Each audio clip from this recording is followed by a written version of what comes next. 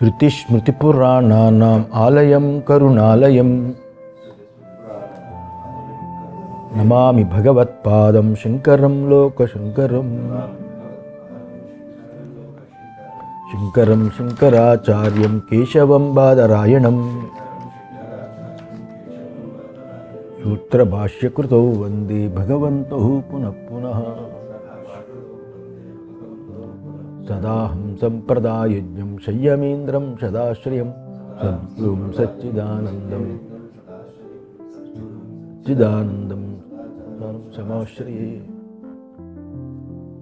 వృత్తి వేరొక వృత్తి కలిగితే, వృత్తి ఒకటి ఇంకొక వృత్తి కలిగితే తన కారణంలో ఆ సంస్కారం కారణం అంటే సంస్కారం, ఒక వృత్తికి ఇంకొక వృత్తి సంస్కారంలో లయం చెందడం చేత ఆ వృత్తికి ఏదో ఒక సంస్కారం కల్పించదగింది ఉంటుంది కదా. ఒక వృత్తి ముందుంది, అది కారణంగా తీసుకుంటే దానికి ఏదో ఇంకో సంస్కారం ఉండాల్సి వస్తుంది, అక్కడ లయం చెందాల్సి వస్తుంది. ఆ వృత్తికి ఏదో ఒక సంస్కారం కల్పించవలసి ఉంటుంది. అందుచేతనే తన అవసరమైనప్పుడు తిరిగి తన సజాతీయ వృత్తి, దానికి సంబంధించిన వృత్తి వేరొకటి పుడుతుంది. నిజంగా అయితే ఏ ఒక్క హేతువు కానీ ఫలము కానీ అధ్యస్థముగాక సంభవించదు. ఏదో ఒక హేతు ఉండాలి, హేతు అంటే కారణం, లేకపోతే ఇంకో ఫలం ఉండాలి. అది ఉంటే కానీ అధ్యస్థము అనేది కుదరదు. అయితే ఎవడు సంస్కారాన్ని హేతువుగా కానీ, సంస్కారాన్ని హేతువుగా అంటే కారణంగా కానీ, మూలం బీజం ఫలంగా కానీ దానికి కర్మ స్వీకరిస్తారో ఆ సంస్కారం కూడా అధ్యస్థమై ఉండాలి. ఆ సంస్కారం ముందున్న సంస్కారం కూడా అధ్యస్థమై ఉండాలి. అధ్యస్థమై కానిదైనా ఉండాలి, అధ్యస్థం కానిదైనా ఉండాలి, లేకపోతే అధ్యస్థమైన ఉండాలి. ఒకవేళ అధ్యస్థము అని అన్నా అనుకో, ఒక ఈ జన్మలో ఈ సంస్కారాలు ఉన్నాయంటే పూర్వజన్మ సంస్కారం ఉంటే ఆ జన్మ, అలాగే ఈ జన్మలో సంస్కారాలు ఏమంటే ఎప్పుడో మనం చూసినవి. ఇలాగా ఒకవేళ అధ్యస్థము అని అన్నాం అనుకోండి, అప్పుడు అవిద్యా కల్పితమైతే దానికి కారణం లేదు కదా. అవన్నీ అవిద్యా కల్పితం అనుకోండి, కారణం లేదు, అవిద్యకి కారణం లేదు కదా. అవిద్య అనాది, ఆది లేనిది, ఎప్పటి నుంచి వచ్చిందో తెలియదు కదా, దానికి కారణం లేకుండా పోతుంది. ఇక అధ్యస్థము కానిది అని అన్నాం అనుకోండి, అంటే అప్పుడు అది పరమార్థమే విద్య చేత పోకుండా ఉంటుంది. అప్పుడు అనిష్టం వస్తుంది. విద్య తెలుసుకున్నా పోకపోతే ఇంకెందుకు? అధ్యాస దాని సంస్కారాలు రెండు కూడా అధ్యస్థములే. అధ్యాస దాని సంస్కారాలు, సంస్కారము పూర్వధ్యాస చేత కలుగుతుంది కాబట్టి, మరియు దాని తర్వాత కలిగే అధ్యాస సంస్కారం చేత కలగడం చేత దోషమేమీ లేదు కదా అని శంకించకూడదు. అర్థమైందా? శంకించకూడదు. ఎందుకంటే అలా గ్రహించినా కూడా వెనుక ముందు అని కాలాలు అధ్యస్థంలో గ్రహించబడాలి. అలా గ్రహించబడడం చేత వాటి అధ్యాసకై ముందున్న వేరొక కాలాన్ని కల్పించడానికి వీలు లేదు.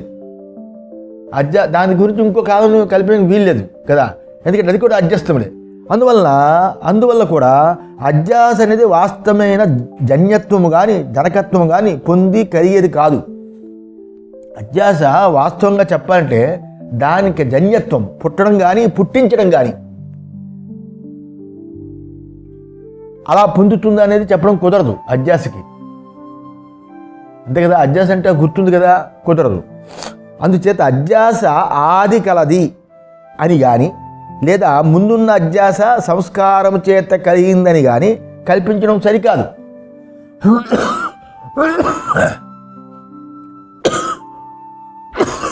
అది కాదు. ఇక అవిద్యానాశనమే కాకుండా దాని సంస్కారాన్ని కూడా తీసుకోవాలి. అవిద్యానాశనమే కాదు, దాని సంస్కారం కూడా తీసుకోవాలి. సంస్కారం తీసుకోవాలంటే అభ్యాసం చెయ్యాలి, జ్ఞానాభ్యాసం చెయ్యాలి అని. అది లేకపోతే ఆ సంస్కార వశం చేత తిరిగి మళ్ళీ అవిద్య పుట్టవచ్చును అని ఏదైతే చెప్పారో అది అసలు క్షమార్హమే కాదు, అది భాష్య విరుద్ధం అవుతుంది. ఎందుకు? విద్యాయాం హి తస్యాం ఉదితే శవితరి సార్వరం ఇవ తమప్రణాసం ఉపగచ్చతి అవిద్య. సూర్యుడు ఉదయించగానే రాత్రి సంబంధమైన చీకటి దూరమైపోయినట్లు జ్ఞానము కలగగానే అజ్ఞానము తొలగిపోతుంది అన్నారు భాష్యకారులు గీతా భాష్యం 2:69. జ్ఞానం కలిగితే సూర్యుడు ఉదయించుస్తూనే రాత్రిపూట ఉన్న చీకటికి నాశనం అయిపోతుంది కదా, లేకుండా పోతుంది కదా. అవిద్య కూడా నాశనం అలాగే అవుతుంది అని శంకరాచార్య వారు అన్నారు. ఇంకో దగ్గర ఏమన్నారు? 1:4-10 ఉందా? సుకృత్ ఉత్పన్నైవ హి ఆత్మ ప్రతిపత్తి అవిద్యాం నివర్తయతి. సూత్రభాష్యం 4:1-2. ఆ 4:1-2 చాలా బ్రహ్మాండంగా ఉంటుంది.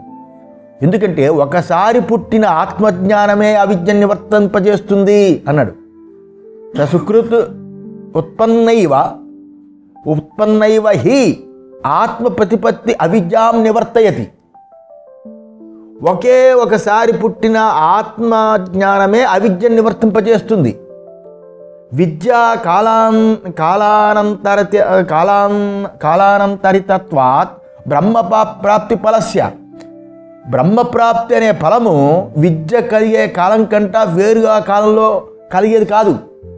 బ్రహ్మప్రాప్తి అనే ఫలము విద్యా సమయంలోనే కలుగుతుంది, ఆ సమకాలంలోనే కలుగుతుంది, వేరొక కాలంలో జరగదు.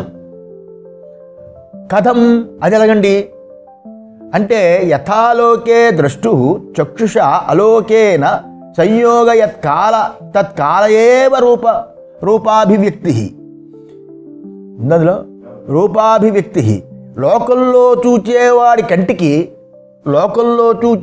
కంటికి వెలుగు యొక్క సంయోగం జరిగితే, చూసేవాడి కంటికి ఉండాలి కదా, చీకట్లో చూసిన ఉపయోగం లేదు. వెలుగు యొక్క సంయోగం కలిగితే ఆ సంయోగము ఏ కాలంలో కలుగుతుందో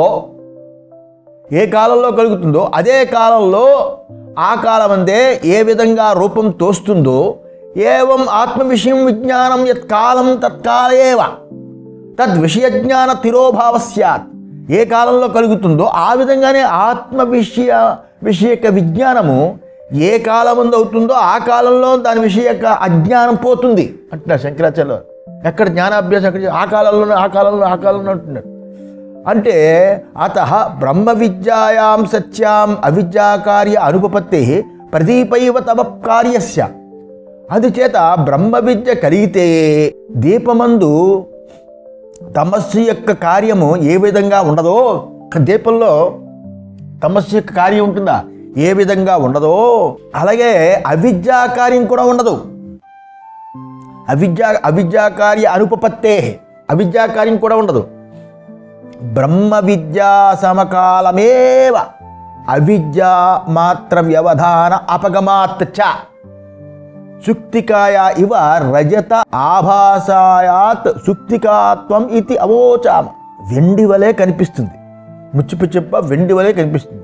అలా వెండి వలె కనిపించే ముచ్చిపిచ్చిప్పకి సుక్తికాత్వం అంటే వెండి ముచ్చిపిచ్చిప్ప అనే దాని తత్వము ఏ విధంగా ముచ్చిపిచ్చిప్ప అని తెలుసుకున్న సమకాలంలోనే కలిగిపోతుందో అది వెండి కాదు ముచ్చిపిచ్చిప్పే అని ఆ సమకాలంలో కలిగిపోతుందో, అలాగే బ్రహ్మ విద్యా సమకాలంలోనే కేవల అవిద్య అనే కేవల అడ్డుపోవడం చేత బ్రహ్మజ్ఞాని ఆత్మయే అయిపోతాడు. ఇది 1:4-10 భాష్యకారు చెప్పారు. అదే మనం ఎంత చదువుతున్న దాని మీద మనసు నిలబెట్టలేదే అంటే దాని అర్థం ఏంటి? జ్ఞానం పూర్తి కాలేదని అర్థం. జ్ఞానం పూర్తయ్యి దాని తగ్గట్టుగా జీవితాన్ని మలుచుకోగలిగితే పరిసమాప్తి అయిపోతుంది. జీవితం మలుపు ఆ జ్ఞానం అనేది ఏదైతే ఉందో అది పూర్తి స్థాయిలో నిష్ట కలగకపోవడం వల్ల కలిగేది, కానీ అభ్యాసం లేకపోవడం వల్ల కాదు. ఇలా శంకరాచార్య వారు చెప్పారంటే మనకి ఆ వైరాగ్యభావం సరిగ్గా రాలేదని అర్థం.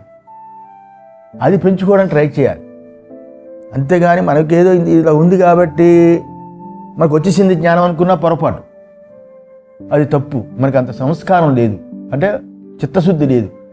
చిత్తశుద్ధి ఉంటే జ్ఞానం కలిగిన వెంటనే తిరిగిపోతుంది. అంటే ఇప్పుడు ఏం చేయాలి? చిత్తశుద్ధి గురించి ప్రయత్నం చేయాలి తప్ప అభ్యాసం అక్కర్లేదు. అందుకనే ఆత్మజ్ఞానికి సమధమాదులు చెప్తుంటారు శంకరాచార్యులు. అంతరంగ సాధనం, బహిరంగ సాధన ఆత్మజ్ఞానికి అక్కడ యజ్ఞయాగాది కర్తువులు, అంతరంగ సాధన సమధమాదులు. అది ఉంటే ఆత్మజ్ఞానం నిలబడిపోతుంది. అక్కడ అది తప్పు, కానీ అభ్యాసం లేకపోవడం వల్ల కాదు. బ్రహ్మ విద్య సమకాలమేవ అవిద్య మాత్ర వ్యవధాన అపగమాత్ చ అన్నాడు. అందువల్ల బ్రహ్మ విద్య సమకాలమందే కేవల అవిద్య అనే కేవలం అడ్డు పోవడం చేత బ్రహ్మజ్ఞాని ఆత్మ అయిపోతాడు. 1, 4, 10 ఇలా అనేక సార్లు భాష్యంలో ఆచార్యులు వారు విద్య చేత సంపూర్ణంగా అవిద్యానాశనం అని చెప్పారు. మళ్ళా ఏం చెప్పారు? నహి ఏకత్వ విజ్ఞానేన ఉన్మదితస్య ద్వైత విజ్ఞానస్య పునః సంభవోస్తి. ఏకత్వ విజ్ఞానంతో నాశనమైన ద్వైత జ్ఞానము ఏకత్వ విజ్ఞానేన ఉన్మదితస్య నహి ద్వైత విజ్ఞాన పునః సంభవోస్తి అని తీసుకోవాలి. ఏకత్వ విజ్ఞానంతో నాశనమైన ద్వైత జ్ఞానం మళ్ళా పుట్టే సంభవమే లేదు. భాష్యకారులు సూత్రభాష్యం 1:4 విద్యోత్పత్తో అవిద్యాయా హి అస్తత్వాత్ తదాశ్రయే అవిద్యానుపపత్తే. విద్య ఉదయిస్తే అవిద్య తొలగిపోయి ఉంటుంది. దానిని ఆశ్రయమైన దాని యందు అవిద్య ఉంటుందనేది కుదరదు. అనుపపత్తే, ఉపపత్తి అంటే కుదురుతుంది, అనుపపత్తే కుదరదు. పరమార్థ దర్శనాత్ బ్రహ్మవిత్ తృతీయం బీజభావం దగ్ధ్వా ఆత్మానం ప్రవిష్టం ఇతి నా పునః జాయతే. పరమార్థం కనుగొన్న బ్రహ్మజ్ఞాని మూడవదైన బీజారూపమునాన్ని దహింపజేసి ఆత్మస్వరూపాన్ని ప్రవేశించడం చేత మళ్ళా పుట్టదు. అవిద్యా బీజం పోయింది, దహింపబడిపోయింది, మళ్ళా పుట్టదు. ఎందుకు పుట్టదు? ఎందుకంటే తురియస్ అబీజత్వాత్, తురీయుడు ఎందు బీజం ఉండదు. తురీయుడు నేను అని తెలుసుకున్నప్పుడు ఆ నిష్ట నిజంగా మనకి కలిగి నిలబడితే మళ్ళా బీజం పుట్టదు.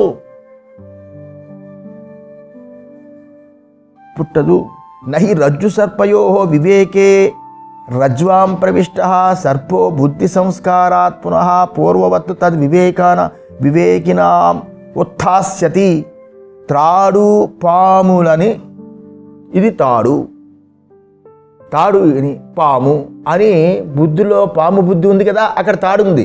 తాడు పాము అనే బుద్ధి ఏదైతే ఉందో దాన్ని వేరు చేసుకొని తెలుసుకుంటే త్రాడియందు ప్రవేశించిన పాము అనే బుద్ధి సంస్కారంతో మళ్ళా మొదటిగానే వాటిని వేరు చేసి తెలుసుకోవడానికి పుట్టదు.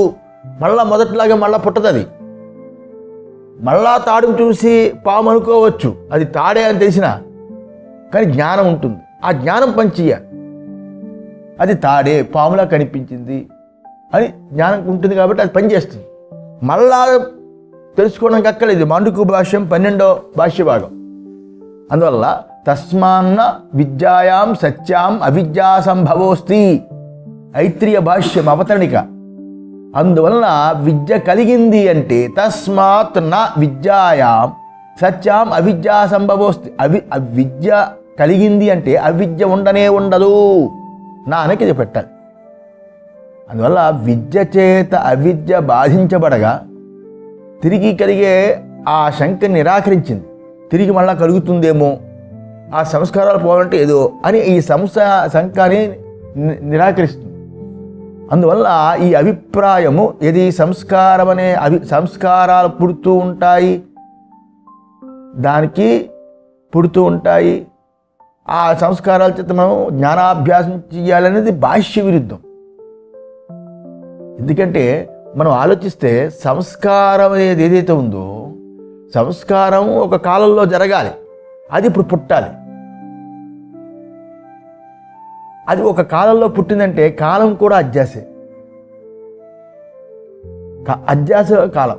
మనకి ఎప్పుడో జన్మలో లేకపోతే ఈ జన్మలోనే ఎప్పుడో సంస్కారాలు అనుకున్నాం అనుకోండి, అది వ్యవహారికంగా అది ఎంత సత్యమో పరమార్థకంగా అది సంస్కారాలు అనేది ఏదైతే సంస్కారాలతో సహా అంత అధ్యాసే. అధ్యాస అనేది ఒకసారి తొలగిపోతే మళ్ళా కలగదు.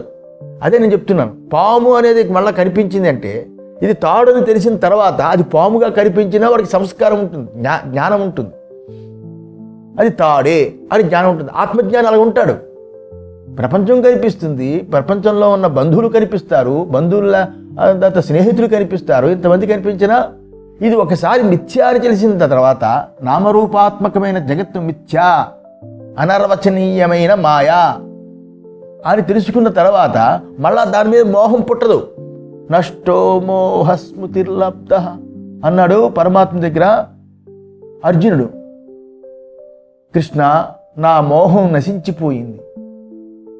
ఆ మోహం అనేదే మనకి జ్ఞానానికి అడ్డు, అదే అవిద్య. కనుక తమస పారం దర్శయతి, చాందోక్య 7:26-2.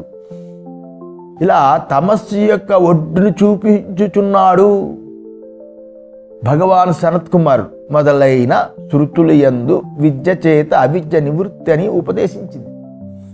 మరియు అవిద్యా నివృత్తి తరువాత సంస్కార వచము చేత తిరిగి కలగడం కానీ, ఇతర సాధనల చేత దాని నివృత్తి ఉపదేశం కానీ ఎక్కడ కూడా చెప్పలేదు. జ్ఞానం కలగడానికి సాధనలు చెయ్యాలి, జ్ఞానం కలిగిన తర్వాత ఎక్కడ చెప్పలేదు.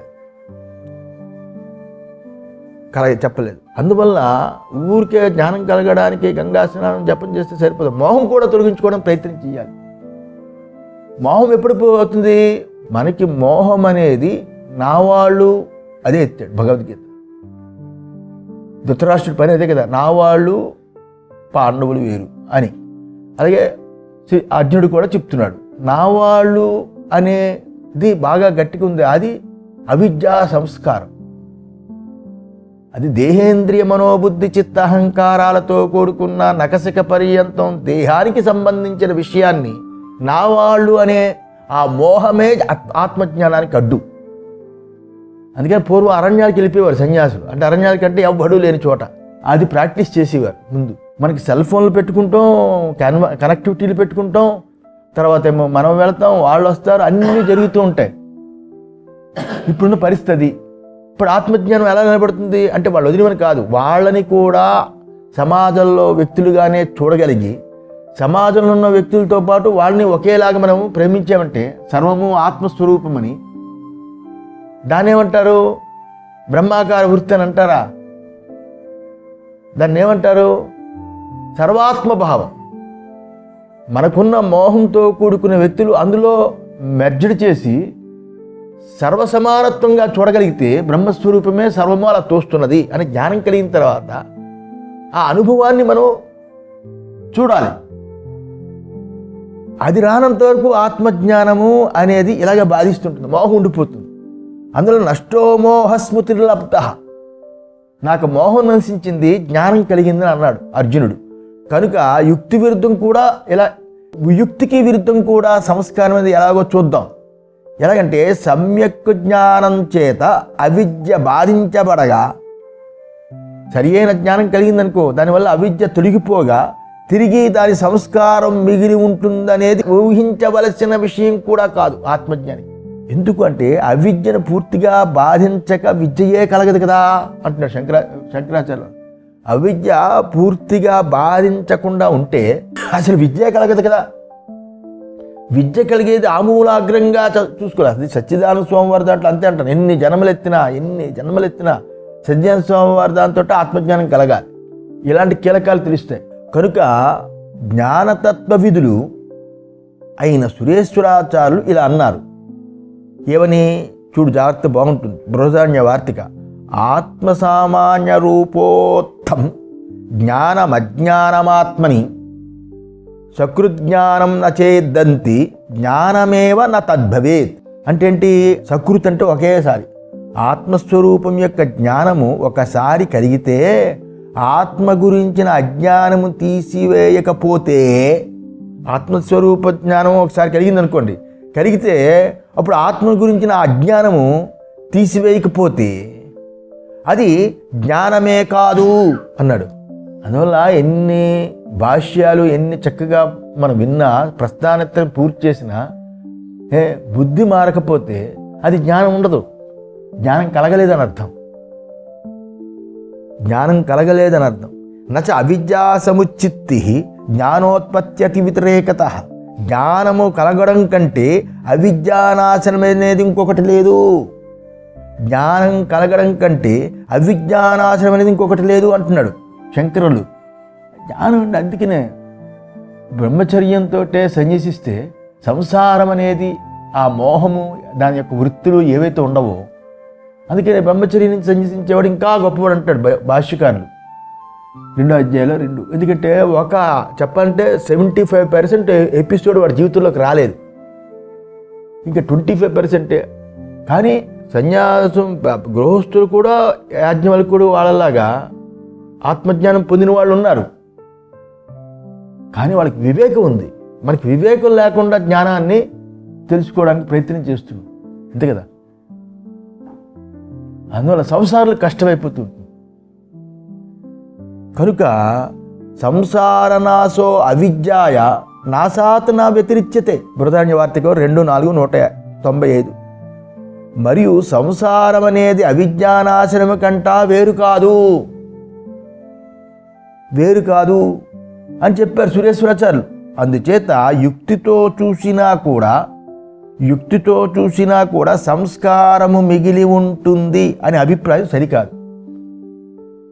యుక్తి అంటే చూపించాడు కదా, అధ్యాసం ఉందా సంస్కారం ఉందా, అధ్యాస లేకుండా సంస్కారం ఎలా కలుగుతుంది?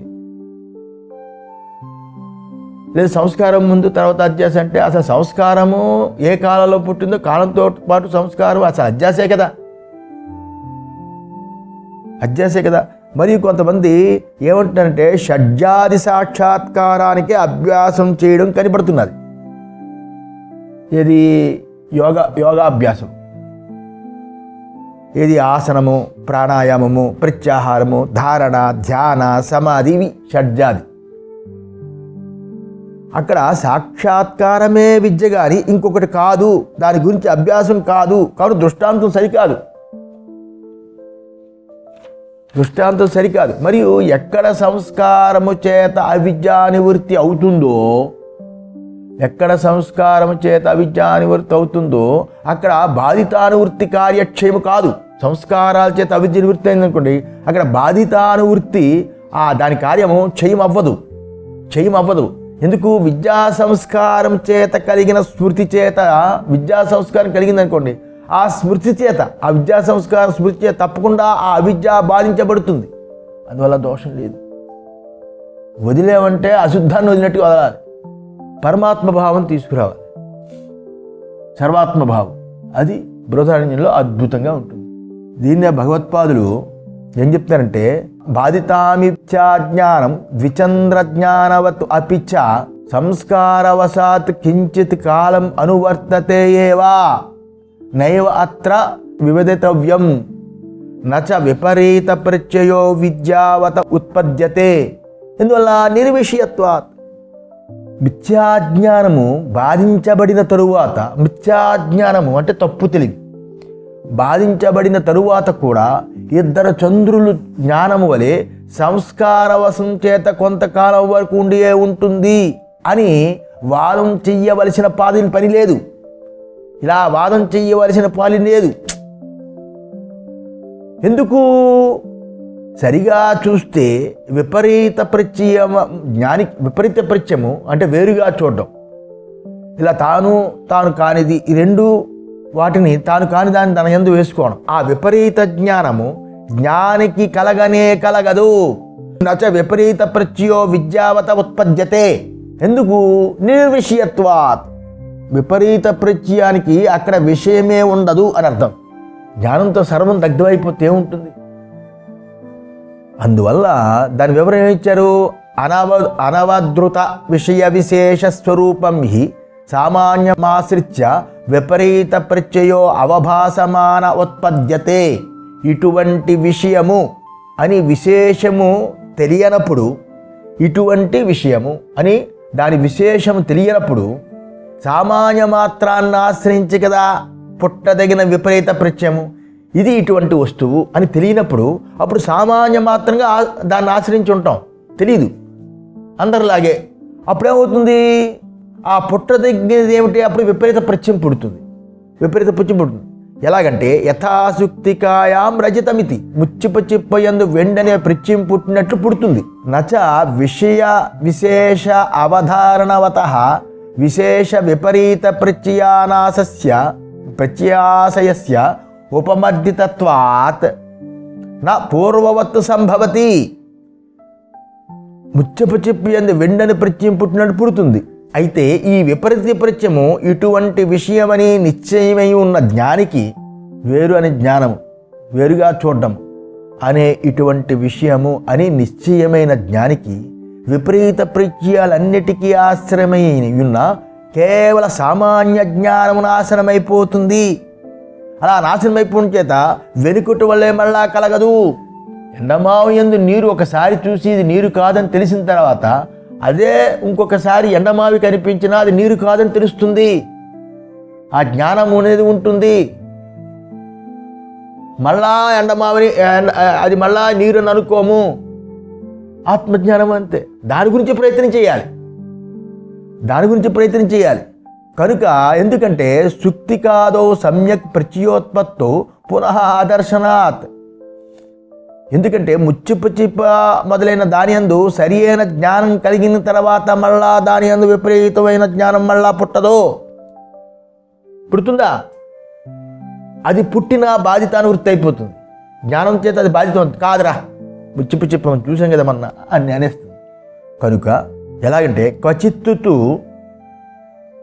విద్యాయాః పూర్వ ఉత్పన్న విపరీత ప్రత్యయ జనిత భ్రాంతిం అకస్మాత్ కుర్వంతి. విపరీత ప్రత్యయముస వాటి సంస్కారాల చేత, అంటే ఆత్మజ్ఞానం కలిగిన తర్వాత కూడా మిగిలి ఉండవచ్చు అనే సంస్కారాలు అంటున్నాడు కదా. ఆత్మజ్ఞానం కలిగిన సంస్కారాలు ఉండిపోతాయి. ఆ సంస్కారము వలన విపరీత ప్రత్యయము వలె తోచే స్మృతులు, అంటే వేరుగా చూడటము, తప్పుగా చూడటము అనే స్మృతులు పుట్టి అది విపరీత ప్రత్యయం అనే భ్రాంతిని అకస్మాత్తుగా కలిగిస్తుంది అంటారు కదా. అకస్మాత్ అంటే ఎప్పుడు? ఆత్మజ్ఞానం కలగకముందు విపరీత ప్రత్యయాలు పుట్టాయి. వాటి సంస్కారాల చేత ఆత్మజ్ఞానం కలగక ముందు విపరీత ప్రత్యయాలు పుట్టాయి. వాటి సంస్కారాల చేత విపరీత ప్రత్యయాల వలె తోచే స్మృతులు పుట్టి అది విపరీత ప్రత్యయం అనే భ్రాంతిని అకస్మాత్తుగా కలిగిస్తుంది. ఎలాగా? యథా విజ్ఞాత దిగ్విభాగస్యాపి అకస్మాత్ దిగ్విపర్యయ విభ్రమ. ఏ రకంగా దిక్కులు తూర్పు పడమర దిక్కు విభాగాలను తెలుసుకున్న వాడికి అకస్మాత్తుగా వేరే దిక్కు అనే భ్రమ ఎలా కలుగుతుందో కదా. కొన్నిసార్లు మనం దిక్కులు మర్చిపోతాం. ఎలా కలుగుతుందో దీనిని బట్టి ఆత్మజ్ఞానము అజ్ఞానాన్ని నివర్తలేదని చెప్పకూడదు. దీన్ని బట్టి ఎందుకు? సమ్యక్ జ్ఞానవతోపి పూర్వవత్ విపరీత ప్రత్యయ ఉత్పద్యతే సమ్యక్ జ్ఞానేపి అవిశ్రంభాత్ శాస్త్రార్థ విజ్ఞానాదౌ ప్రవృత్తిరసమంజసా స్యాత్ సర్వం చ ప్రమాణం అప్రమాణం సంపద్యతే. పురుషాన్యకం భాష్యం 1:4-10. ఎందుకు ఆత్మజ్ఞానము? ఒక పూర్వపక్షి అంటాడు, ఆత్మజ్ఞానం కలగడానికి ముందు విపరీత జ్ఞానాలు పుడతాయి. ఆత్మజ్ఞానం కలగడానికి ముందు విపరీత జ్ఞానాలు పుడతాయి. వాటి సంస్కారం ఆత్మజ్ఞానం కలిగిన తర్వాత కూడా మిగిలి ఉండొచ్చు అంటారు. ఆ సంస్కారాల చేత ఒకప్పుడు ఆత్మజ్ఞాని యందు విపరీత ప్రత్యయానికి పోలిన స్మృతులు పుట్టవచ్చు.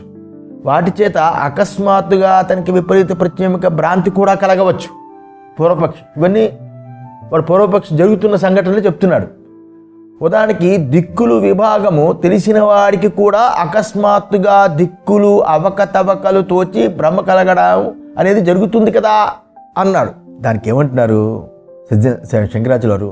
సమ్యక్ జ్ఞానవతోపి పూర్వవత్ విపరీత ప్రత్యయ ఉత్పద్యత అని చెప్పి మాట్లాడాం కదా.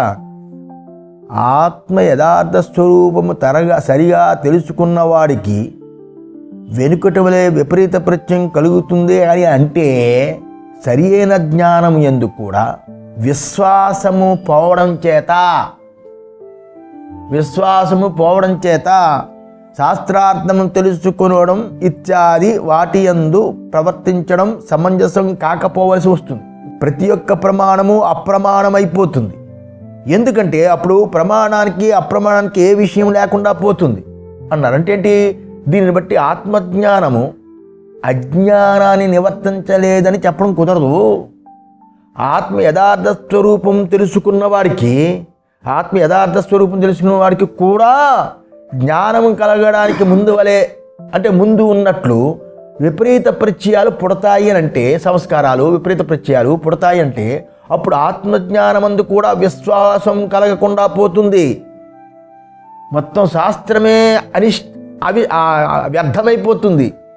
ఆత్మజ్ఞానం ఎందుకు కూడా విశ్వాసం కలగకుండా పోతుంది. ఈ జన్మలా కాదురా, వచ్చే జన్మలో అయినా రావాలి రాని స్థాయికి తీసుకెళ్ళిపోతుంది. అప్పుడు సాధకుడు శాస్త్రం యొక్క ఆత్మజ్ఞానాన్ని పొందే శ్రవణం చేయడం అనవసరం. అప్పుడు ప్రమాణాలకు అప్రమాణాలకు తేడా లేకుండా పోతుంది. అందులో శ్రద్ధ, వేదం మీద శ్రద్ధ చాలా అవసరం. అందులో వేదమే పూజనీయం, విగ్రహాలు ఆరాధనలు కాదు. వేదం ఏం చెప్తే అదే పూజనీయం. వేదం చెప్పింది నువ్వు బ్రహ్మ, అహం బ్రహ్మాస్మి, తత్వమసి, అయమాత్మా బ్రహ్మ, ప్రజ్ఞానం బ్రహ్మ, నేహ నానాస్తి కించన. వేద పదాలు. వేదం మీద విశ్వాసం లేకపోతే ఇలాగా అప్పుడు ప్రమాణాలకి అప్రమాణానికి తేడా లేకుండా పోతుంది. అందుకని అన్ని పుస్తకాలు చదవకూడదు. వేదాంతంలోనే అలాగ తిప్పుతూ ఉండాలి. కనుక అప్పుడు వేదమంతా కూడా అప్రమాణమైపోతుంది. కనుక ఆత్మజ్ఞానం కలిగిన తర్వాత మళ్ళా అజ్ఞానం తిరిగి రాదు. అందువల్ల వేదాన్ని నమ్ముకోవాలి. ఉపనిషత్తులు, భాష్యకారులు పరమాత్మే సాక్షాత్తు, ఆయనే భాష్య, ఆయన్ని నమ్ముకోవాలి. ఆ రెండే ఉపాసన. కనుక అందుచేత అవిద్య ఒకసారి బాధించబడిన తర్వాత దేని నాశనం కోసం విద్యను అభ్యసనం చేయాలి. అవిద్య ఒకసారి బాధించబడింది అనుకోండి, బాధించిన తర్వాత దేని నాశనం కోసం విద్యను అభ్యాసం చేయాలి. మరియు యొక్క జ్ఞానాన్ని వెతకవలసి వస్తుంది అని దీనికి వార్తికాలు కూడా అన్నారు. ఇది మంచి వార్తిక.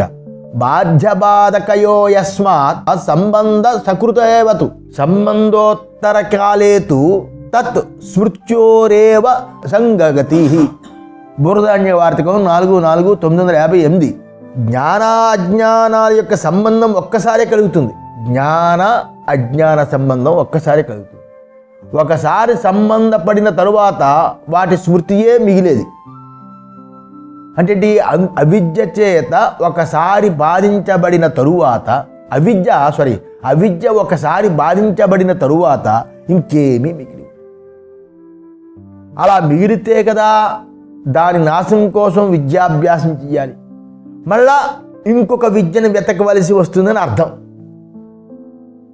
అర్థం. అందుచేత ఈ అవిద్యా సంస్కారవాదము యుక్తము కాదు అని తెలుసుకో.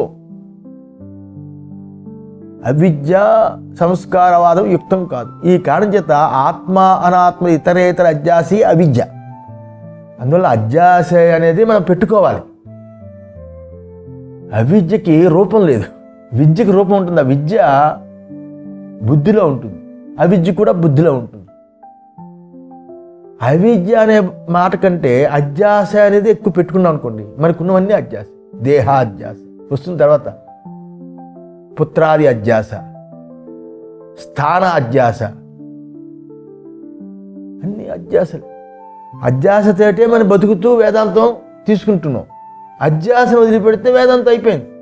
దానికి విరుద్ధంగా వస్తుస్వరూప అవధారణే విద్యాన్ని సిద్ధిస్తుంది. అందువల్ల అవిద్య అనడానికి అగ్రహణము, విపరీత గ్రహణము, సంశయము, విద్యతోనే 3 పోదగినవి అనేది అనుభవ సమ్మతం. అందులో వీటిలో ఏంటి ముఖ్యం? విపరీత గ్రహణం తొలగించుకుంటే ఆటోమేటిక్గా అగ్రహణం, సంశయం తొలగిపోతుంది. అధ్యాస, విపరీత గ్రహణం. అందుచేత అవిద్య అంటే ఈ 3తోటే కూడుకుని ఉంటుంది. నేను ఇటువంటి వాడిని అనే భావనే అధ్యాస. నేను దేహేంద్రియాదులతో ఫలానా బ్రాహ్మణ్ణి, ఫలానా వ్యక్తిని, ఫలానా గోత్రికుడి దగ్గర నుంచి తన వాళ్ళు, తన వస్తువు అనే తాపత్రయము వరకు ఆ భావన అందరికీ సహజం. ఇది అధ్యాస. దీనికి అహం ప్రత్యయ విషయకర్త అని పిలుస్తారు. దాన్ని ఏమంటారు? అధ్యాసతో కూడుకున్నవన్నీ నేననే జ్ఞానానికి విషయకర్త. నేను అనుకుంటే కదా ఇవన్నీ. ఈ నేను ఇటువంటి వాడిని అనేది తాను కాని దానిని చేర్చుకునే తయారవుతుంది. నేను అంటే నేను ఇటువంటి వాడిని అన్నప్పుడు తాను కాని దాన్ని చేర్చుకున్నప్పుడు ఆ వ్యక్తి అది తయారవుతుంది కదా. అందుచేత ఇది తప్పు తెలివి అవుతుంది. మామూలు వైరాగ్యం పుస్తకాలను చదివితే ఏమి పట్టుకుపోవరా, శరీరం బూడిదవుతుంది, పట్టుకుపోయేది ఏముంటుందిరా, పుణ్యపాపాలు తప్ప. అది కూడా మనకు మనసులో పట్టదు. కారణం ఏంటి? ఏదో మనం ఉండిపోయినట్టు, మనం చచ్చినా నా మనవరాలు బాగుండాలి, నా కొడుకు బాగుండాలి, నా వంశం బాగుండాలి అని ఇంకా ఎక్కువ అధ్యాస. అసలు ప్రపంచం గురించి విచారించి ప్రపంచాన్నే లేపుతున్నది విద్య. ప్రపంచంతో సహా నేను అనే దాని అంతా కూడా అవిద్యా స్వరూపం అని చెప్పి మొత్తం లేపుతూ ఉంటే, అది పెట్టుకొని ఇది చేస్తానంటే, అందుకే అంటున్నాడు ఈ తప్పు తెలివి పెట్టుకునే విద్య వ్యవహారము, కారణాకార్య వ్యవహారం మొదలైన అన్నిటినీ అహంపరిచయమే ఆధారం, నేను అనే జ్ఞానమే ఆధారం కదా అన్నిటికీ. ఈ తప్పు తెలివి పెట్టుకునే అవిద్య వ్యవహారం, కారణ కార్య వ్యవహారం అన్నీ కూడా అహంపరిచయమే ఆధారం. అలాగే ఏతం అవిద్యాఖ్యం అని చెప్పుకుంటూ విధి ప్రతిషేధ మోక్షపరాణి అని చెప్పాడు. అందులో వ్యవహారాలు అవిద్యని అధ్యాసని ముందు పెట్టుకునే బయలుదేరుతాయని అన్నాడు. ఏ వ్యవహారమైనా, ఆత్మజ్ఞానులు చేసిన వ్యవహారమైన అధ్యాసే. అయితే ఇది అధ్యాసని తెలిసి జ్ఞానంతో ఉంటారు వాళ్ళు. అందులో వ్యవహారం ఏదైతే ఉందో అది మోహాన్ని కలిగించదు, పల్చబడిపోయి ఉంటుంది.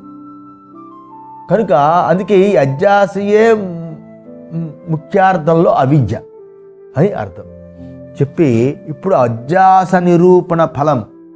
ఇక ఇప్పుడు అధ్యాస నిరూపణ యొక్క ఫలాన్ని చెప్తున్నాడు. ఏమని?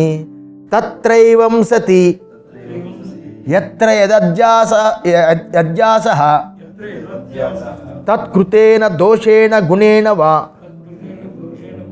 అణుమాత్రేణాపి స న సంబధ్యతే.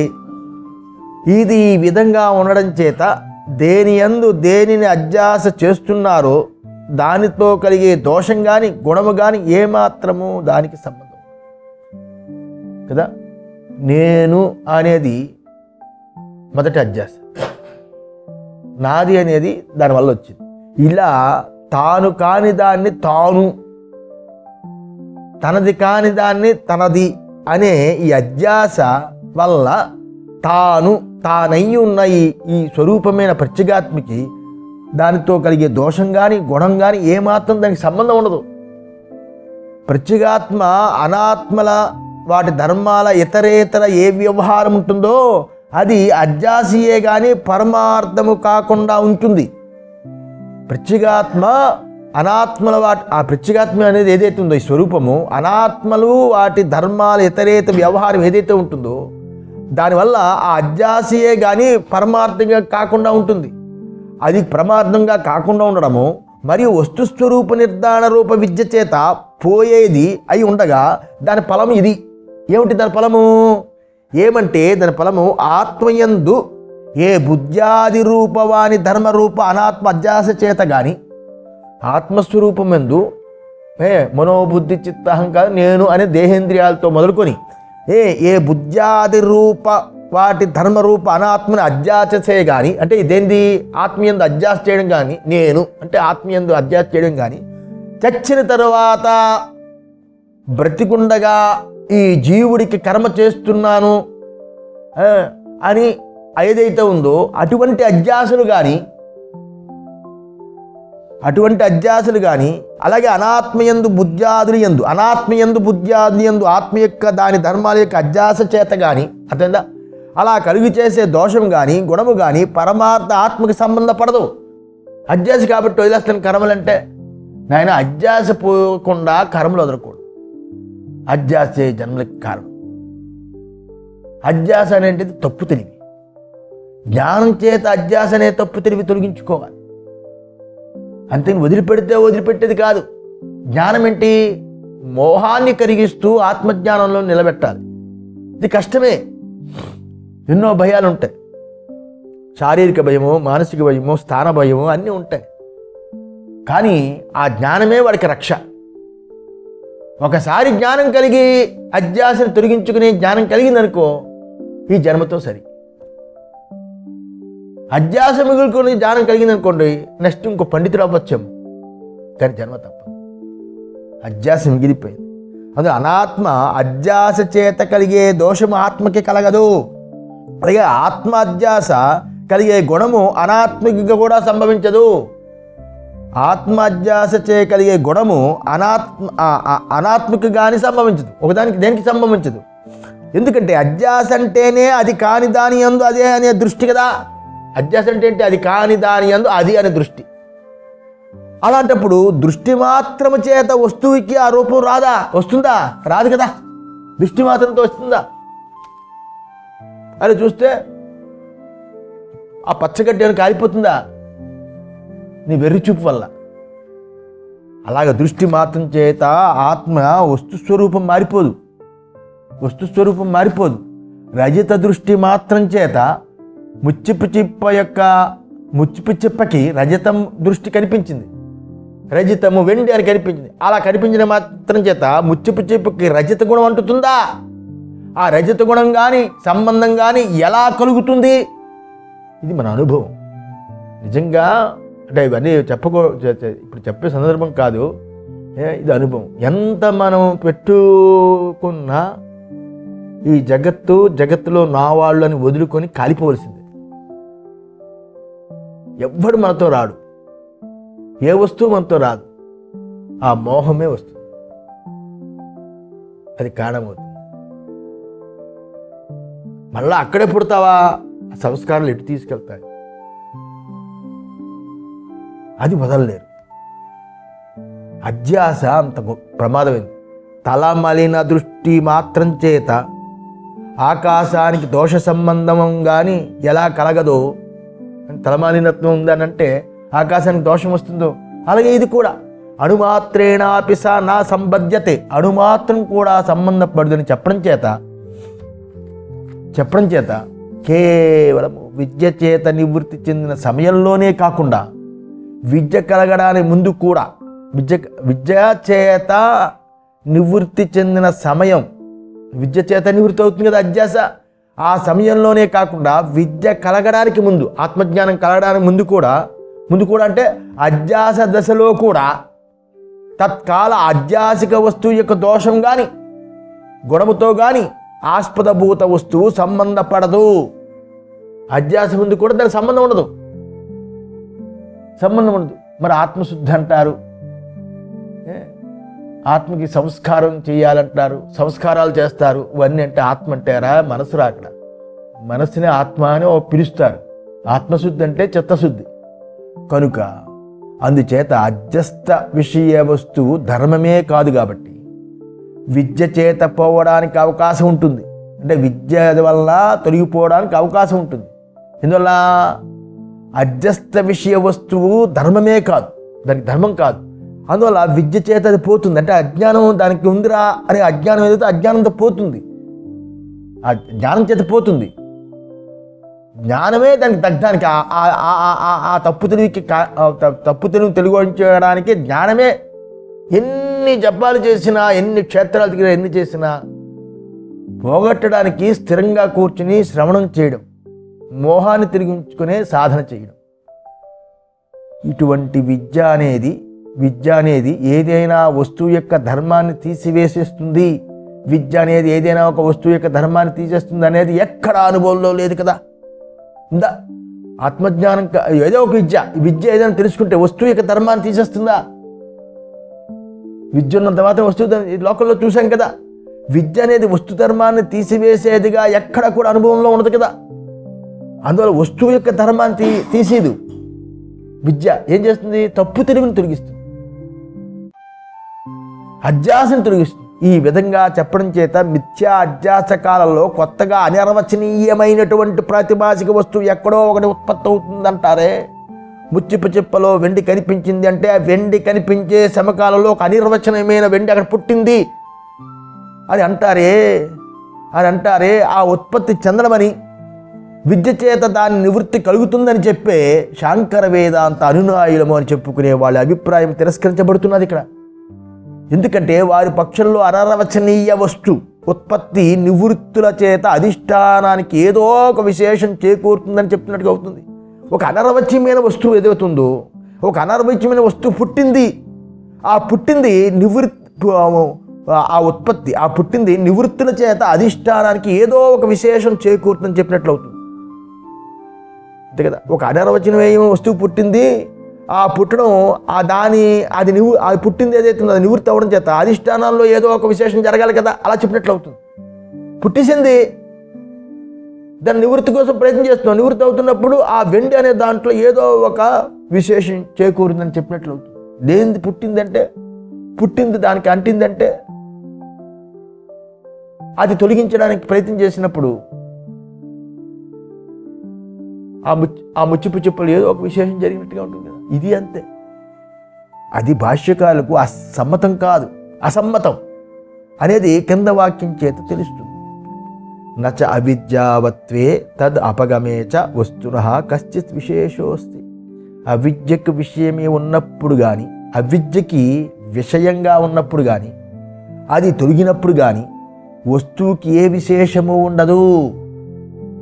నచ అవిద్యావత్వే తత్ అపగమే చ, మరియు అవిద్యావత్వే తత్ అపగమే చ వస్తునః కశ్చిత్ విశేషో అస్తి. అవిద్యకు విషయమే ఉన్నప్పుడు కానీ, అది తొలగినప్పుడు కానీ వస్తువుకి ఏ విశేషము ఉండదు. యథా కశ్చిత్ సం తమసే పతితాం కాశ్చిత్ రజ్జం అహం మన్యమానః తతో భీతః వేపమానః పలాయతే తం చ అపరో బ్రూయాత్ మా భైషీః నాయం అహిః రజ్జురేవ ఇతి.